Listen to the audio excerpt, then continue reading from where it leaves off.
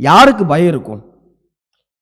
நம்ம ஏன் சுயநலமா இருக்கோன்னா, முதலில் நாம் சுயநலமாக இருப்பதற்கான காரணம், நமக்கு எதிர்காலத்தை பற்றி பயம். நாளைக்கு என்ன நடக்குமோ? ஆமாங்களா? இல்லைங்களாம்மா? நாளைக்கு என்ன நடக்குமோ? எதுக்கு காசு நிறையா சேர்க்குறோம்? நாளைக்கு ஒரு பாதுகாப்பு. எதுக்கு நிறைய ஆள் பலங்களா? அப்பா இவங்களுக்கு கூட கொஞ்சம் பழகி வச்சா நமக்கு உதவுவாங்க. எதுக்கு? நாளையை பற்றி கவலை. யாருக்கு இந்த நாளையை பற்றி கவலை வரும் என்றால், முதலில் விவிலியத்தில் பயம் என்கின்ற வார்த்தை எங்கே பார்க்கலான்னா, ஆதாம் ஏவாளும் தப்பு செஞ்ச உடனே கடவுள் கேட்பாரு, எங்கேயா இருக்கிறீங்க அப்படின்னோடனே, நாங்கள் ஆடையின்றி இருக்கின்றோம், எனவே நாங்கள் அச்சமுறுகிறோம் அப்படின்னு சொல்லிட்டு அங்கே தான் ஃபஸ்ட்டு ஆதாம் சொல்லுவார்.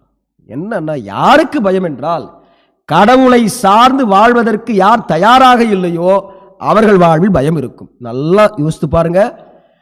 குழந்தைக்கு பயம் இருக்காது அப்பா கூட போகும்போது. ஏன்?